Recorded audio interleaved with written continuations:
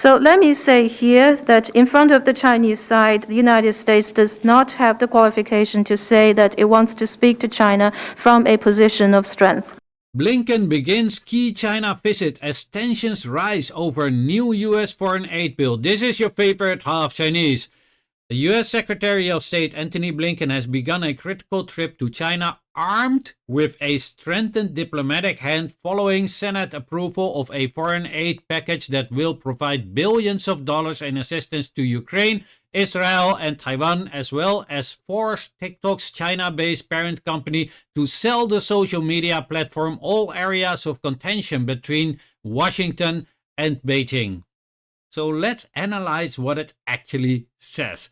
And let's talk about how it is perceived by China. So they say armed with a strengthened diplomatic hand and all those attacks on China, right? So why am I not impressed? In the Chinese mind, if I may be so bold to elaborate on that, that shows weakness. As when you are truly strong, you do not need all that extra. All you would need is your own presence. What it also shows is sheer gangsterism. And they don't care about gangsters. This will be sniffed out as weakness and all bluffs will be called. I'm bad at poker. If you go all in on a bluff, I probably call. Don't believe me? See some clips from the Alaska meeting from March 18, 2021. Anchorage is a midpoint between China and the United States, but after all, it's still the United States territory. And I have said that the Chinese delegation has come here at the invitation of the United States. However, just on the day before our departure, the United States passed these new sanctions. This is not supposed to be the way one should welcome his guests. And we wonder if this is a decision made by the United States to try to gain some advantage in dealing with China. But certainly this is miscalculated and only reflects the vulnerability and weakness inside the United States. And this will not shake China's position or resolve on those issues. What did I tell you? And then we had... So let me say here that in front of the Chinese side, the United States does not have the qualification to say that it wants to speak to China from a position of strength. What did I tell you?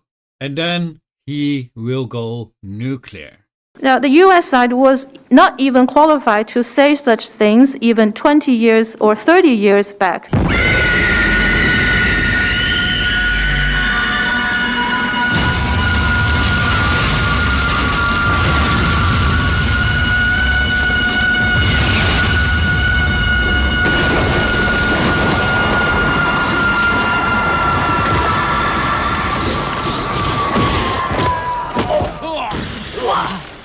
Because this is not the way to deal with the Chinese people. Well, as long as China's system is right with the wisdom of the Chinese people, there is no way to strangle China.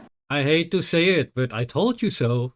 Well, history will show that one can only cause damages to himself if he wants to strangle or suppress the Chinese people. I know this has not been shown by the Western media, so many Americans didn't see the entire thing, but just small clips of the US BS over human rights and so on to make the United States look so strong. Look how they are lecturing and wagging their finger at China. But it would be extremely worthy and valuable for Americans to watch the entire thing of what the Chinese diplomats had to say. To me, it was a turning point. My take on the whole thing was this way of talking is very rare for Chinese diplomats. The very first time I saw them reacting like this. What it means if Chinese diplomats are starting to talk in this matter, it means that they're basically saying, we are done with you. I'm here to tell you right now, we don't care. Let me tell you something. We don't care. And didn't they demonstrate exactly that in the past years? Like not picking up the phone anymore, cancelling huge orders, dumping US Treasury bonds, de-dollarizations and so on. And all done without notice. Sad to do it, huh? It is literally saying we don't care anymore, the gloves are off. It should have been a sign for the US to change its tune. However, their advisors probably don't understand the Chinese mindset and think in terms of self-proclaimed superiority over the rest of the world, and especially over the Chinese, and have too much of a false sense of pride. It's very unfortunate because of this misunderstanding and this high level of arrogance. The same mistakes and errors are being made right now. When dealing with others, one must always try to understand the other part, even though they think differently. It is important to understand how things are perceived to reach the goals you want to reach. That is my free advice to America. Please let me know in the comment section what you all think of this, but please keep it respectful. We are not uncivilized barbarians unlike some others. Please drop it a like, share, and if you have not yet, then follow. This was your favorite half Chinese, and as always, have a great day.